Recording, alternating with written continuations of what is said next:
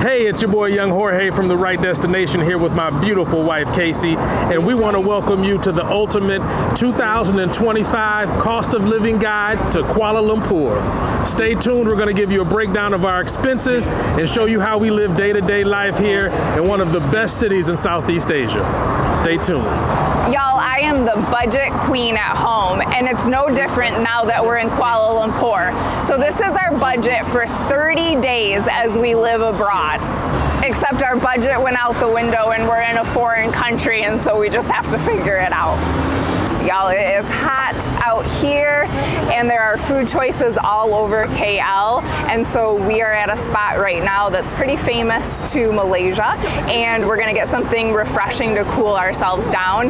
But our food expenses for this month, we can't have a budget. We didn't eat at all at home. We ate out for every single meal, and let me just brace you for what we paid this month. There's so many things in Kuala Lumpur, especially the melting pot of food. They get you with these gimmicks like must try, and George really will do it if you ask.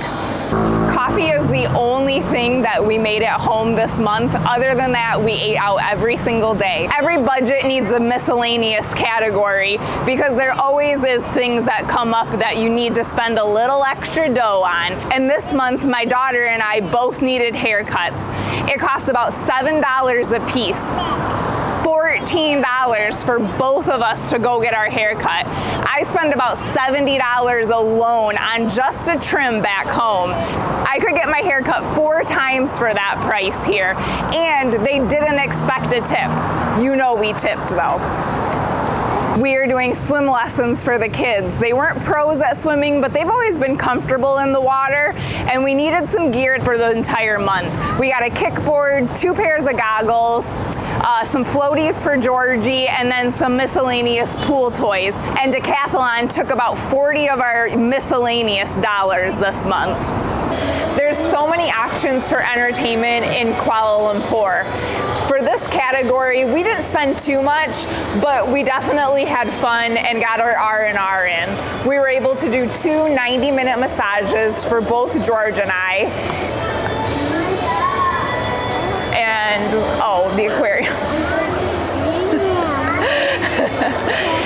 And then we also went to the aquarium. So for the 4 of us, we had a great time, but there are so many things in Kuala Lumpur that you can do for free. There's so many things around the city, like this life-size snake and ladder game.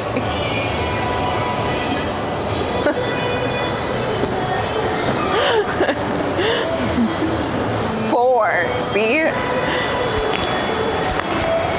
4.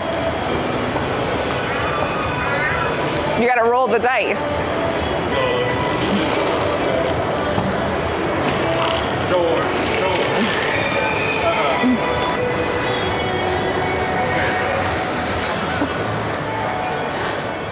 I'll show you how to play, okay? You ready? Hey y'all, it's your boy Young Jorge with The Right Destination, here with my beautiful wife as always, Casey, right?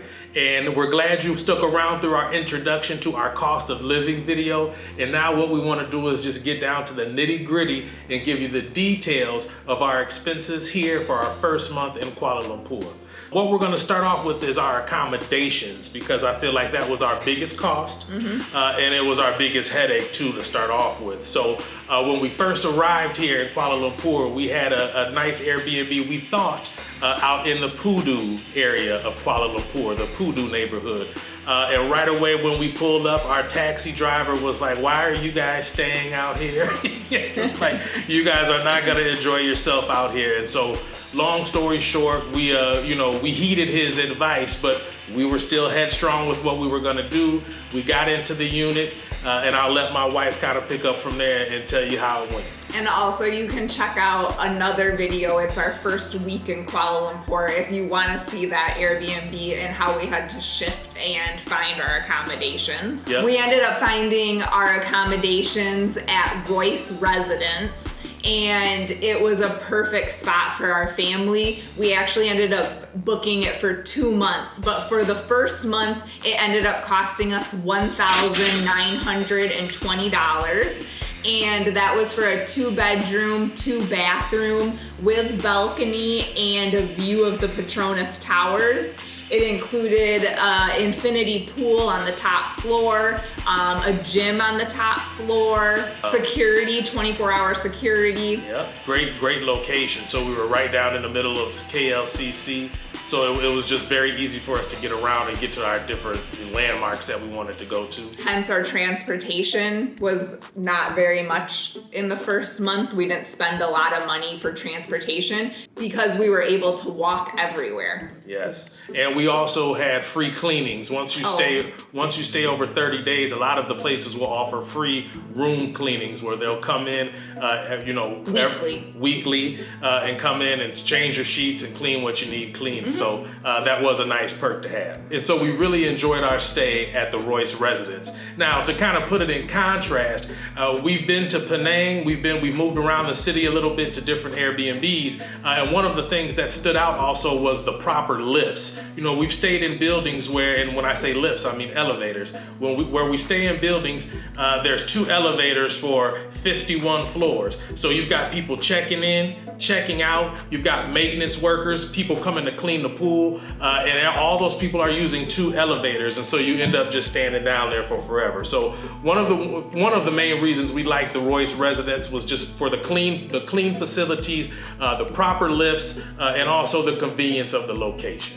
And for me, the highlight of the Royce residence, now that we have stayed in quite a few accommodations in Kuala Lumpur and Penang, is the pool. They did a fantastic job of cleaning the pool. They cleaned it Monday through Friday and actually shut down the pool from 11 to 1 and had a company come in and clean the pool. You could tell they were maintaining that property. It's a stark contrast to the other places we've been. I don't think you're gonna get many places that clean their pool regularly like that, just to throw that out there. So we're very big on being clean, and that was a major selling point for us for our accommodations. So, and buy yourself some goggles and look in the water when you go in a pool. Yes, that we could do a whole video on that. We actually just did that today at our other accommodations. My wife went and found glass in the pool and cigarette butts, but we'll do a whole nother video on that. But yes, just make sure that, especially, if you care about your health and your well-being, put on some goggles. My wife made a good point. I know we're getting long-winded. A lot of people, when they come with kids, they let the kids run around. They get the goggles for the kids and the snorkel mask, and the kids go play in the pool, and the parents just wade in the pool or sit next to it. And you never get a chance to look and see the quality of the water. And I know sometimes as parents, we don't even want to see that because we just want to let the kids go have a good time and we don't want to be worried. But like I said, my wife found broken glass at the bottom of the pool, guys. And so I think you owe it to yourself and your family. Get you a pair of goggles or put on the kids' goggles and go down and look at the quality of the pool that you're swimming in.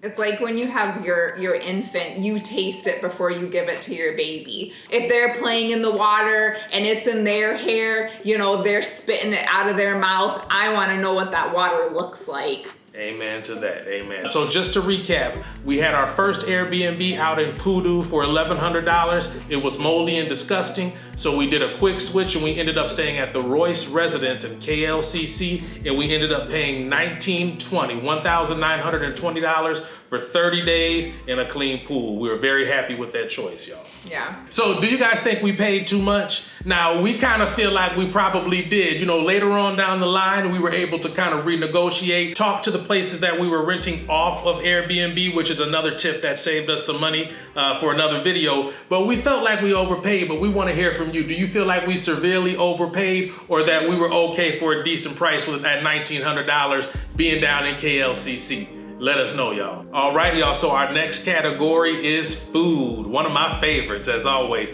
Now, we touched on it in the intro, but we got a quick breakdown of how that all broke down for our food budget. So we spent a total of $900 for the month, and that broke down to $30 a day for the most part. That was us tracking, eating out every single day. We never cooked a meal at home. The only thing that we made at home was coffee.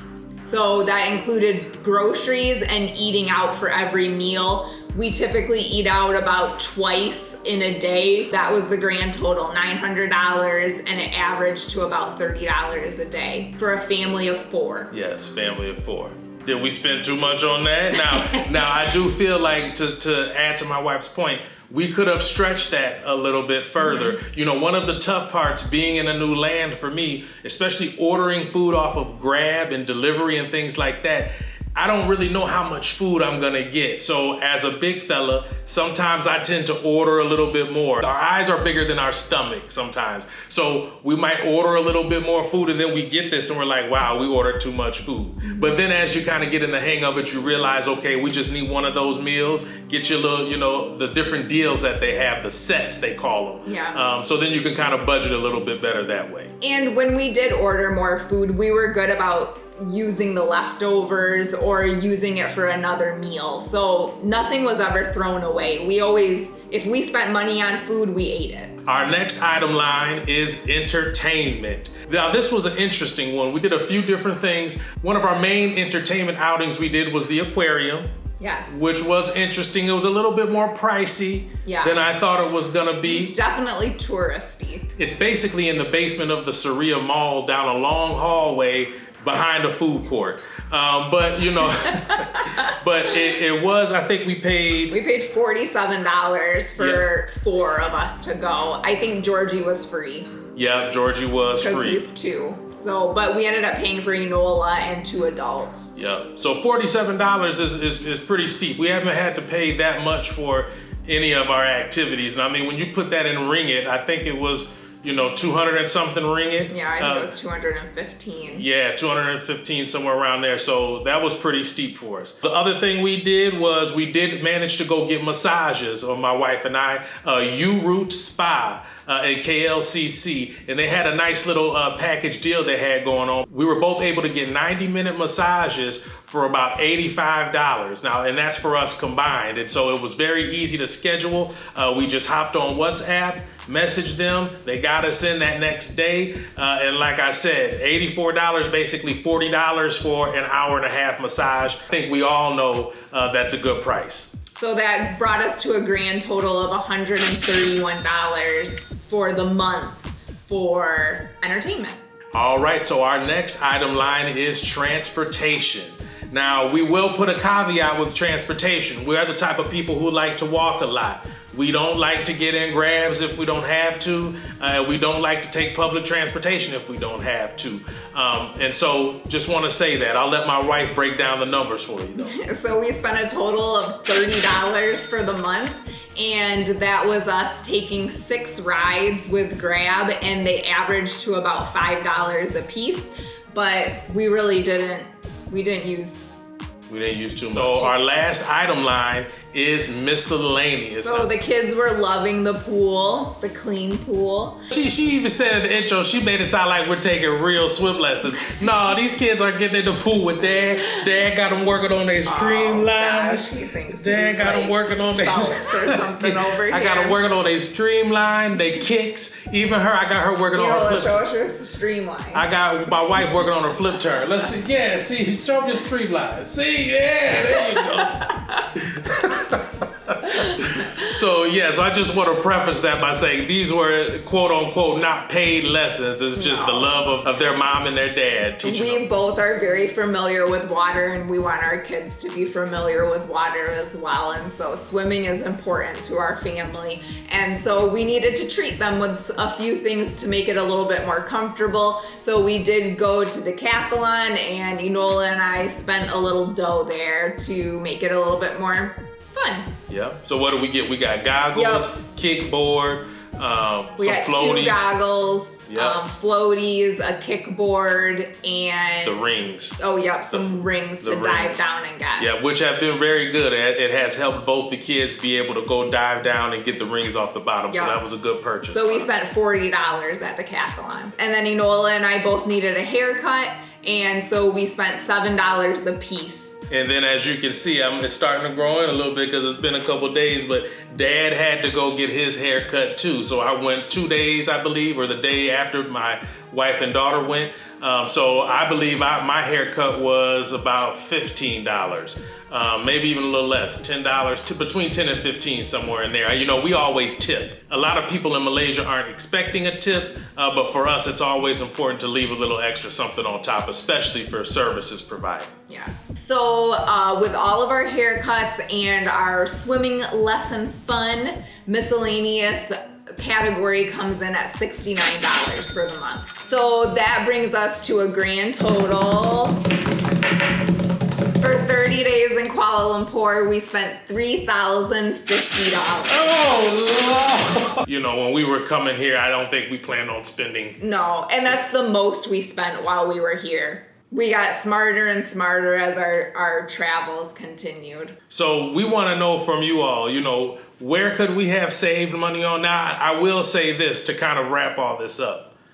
We have high standards of cleanliness.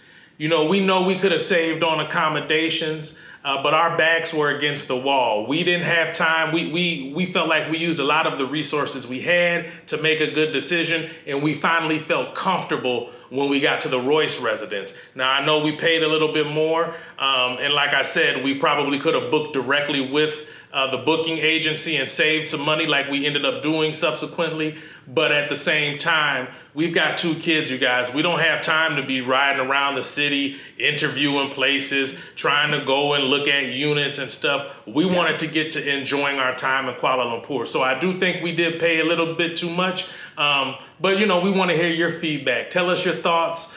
Tell us, you know, give us best practices and maybe things we would have missed, because we want to hear from you guys as well. From my family to yours, we hope you all are having a blessed New Year, and we got the Chinese New Year coming up, so we hope everyone is staying healthy and safe, and we hear there's a lot of sickness going around too, y'all, so stay safe, wash your hands, mask up if you need to in public. You heard it from your boy first. We love y'all. From my family to yours, blessings for the right destination. It's your boy Young Jorge, my beautiful wife Casey. My love. I'm not with you, you're not with me. You can hide your loot under a tree. If nothing else, let it be. You can relax, this one is free. The right destination, shedding light on location. And now we want to share it with you.